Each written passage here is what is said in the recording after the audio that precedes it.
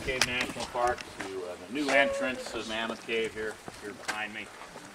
And this entrance was blasted in to the rock back in 1921 by a fellow who wanted to compete with cave tours that were going into the old historic entrance. That's why this is the new entrance, because it's not the old historic entrance. And cave tours began going into the old historic entrance in 1816, just shortly after its discovery in the 1790s. And they'd been going in there for over 100 years. And there was this fellow, and he kind of came and went on a cave tour. Disappeared underground for 15 or 16 hours. Walked for miles and miles and miles. I want to get I began lanterns. to think that I must be going beyond the property lines of the people who own the entrance where I went in. And there's a law that says if you own the land above, you own the cave below. Even if you don't have an entrance, that's your cave. And he began to think that this cave must extend way down the ridge, and if I can get property rights and blast in an entranceway, then I can lead cave tours too. And he was successful in 1921 in opening up this portion of the cave tour. And to see this area, if we were to go in through the historic entrance, it would take us 6 or 8 hours, to get here. And then because there aren't natural entranceways, what would we then have to do? Go back. So to visit this area without man-made entrances that we're going to use on this trip would be somewhere, 12 to 16 hour, cave tour underground in order to get here and to get all the way back.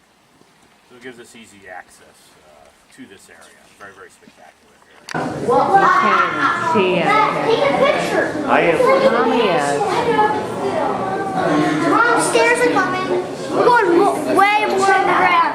We're going underground, people. We're going underground, people. Take a picture with your camera phone.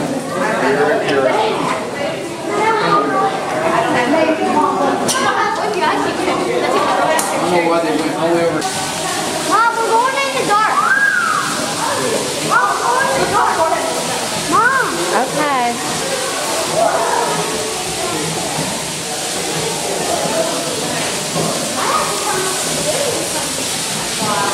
What is that?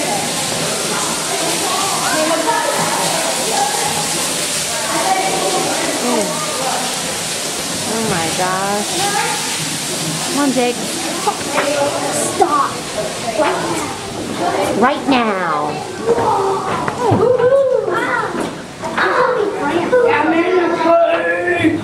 Has it been 2 hours? Oh, it's getting lower and lower. Mom, has it been 2 hours? Not yet. Oh, it's gonna be one. Hey, there's another. Well, there's Dave. What do you think of Mammoth Cave? Awesome. Pretty awesome. And, on this trip, even though we go just a short distance, we see quite a bit of variety in the cave passageways.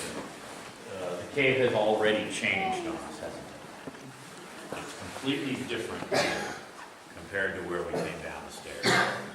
Now, how would you characterize that area? What would be the 3 main characteristics of the area that we came down? Just shout it out. Vertical shafts. It was vertical, it was narrow, and it was wet. Very, very wet. It was an active area where the cave is forming. Water's being funneled down through the sinkhole and trying to make its way to the groundwater table. And in that process, it makes vertical cave. Very, very wet, very, very narrow. Very beautiful. How about this area? How would we characterize this area? Open.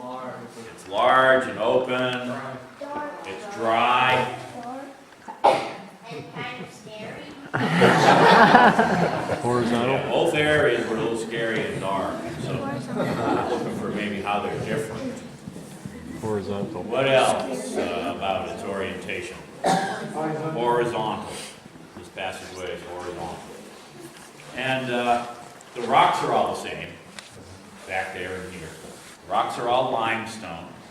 It's sediment that's deposited at the bottom of the ocean. And at one time, there was an ancient sea that covered the southern part of the United States. And, things settled to the bottom and accumulated and piled up, and eventually were cemented together to make this limestone rock that we have, layer after layer after layer.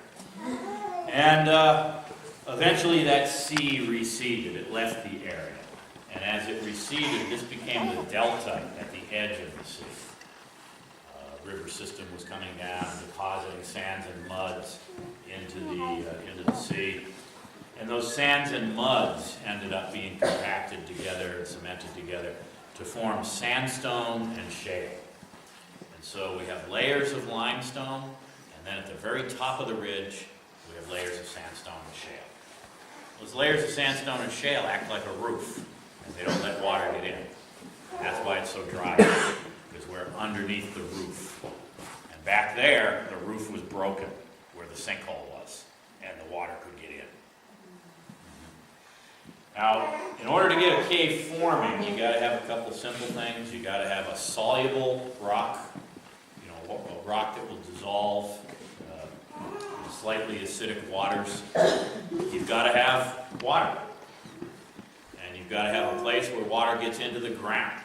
You've got to have a place where water gets out of the ground, and you've got to have a reason that the water will flow between those two places. Most of the water that forms Mammoth Cave, isn't getting in through that sinkhole. But it's getting in through thousands of sinkholes that are out by the interstate highway. Out by the interstate highway, the sandstone layers have been eroded away. There's limestone right at the surface. You guys were all out there today, probably driving along on the interstate, looking out into the farmers' fields. Did you notice all those little bowl-shaped depressions? All those little dimples out in the farmers' fields? Those are sinkholes. That's where water is entering into the ground.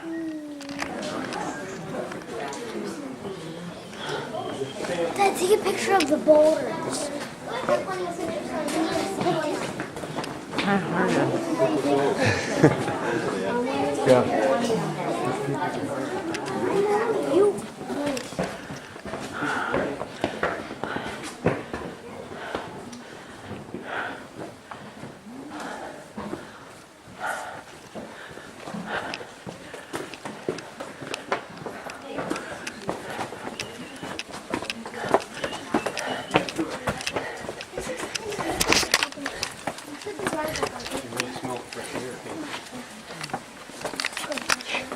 Stop it.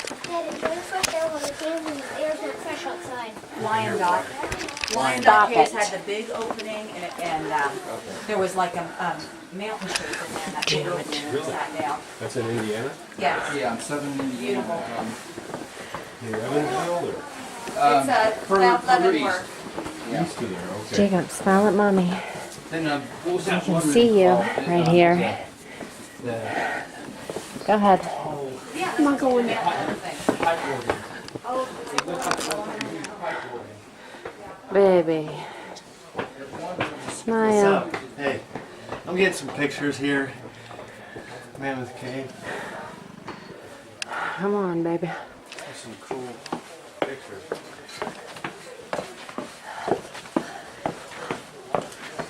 Jacob.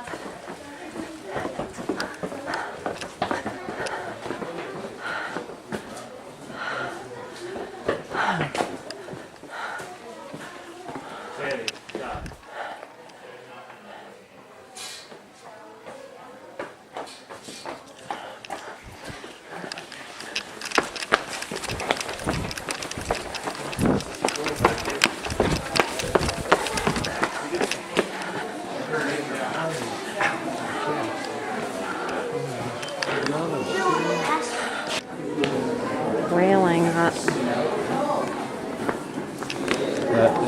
Back to that.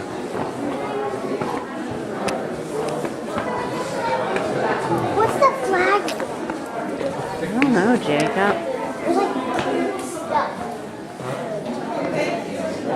So low light.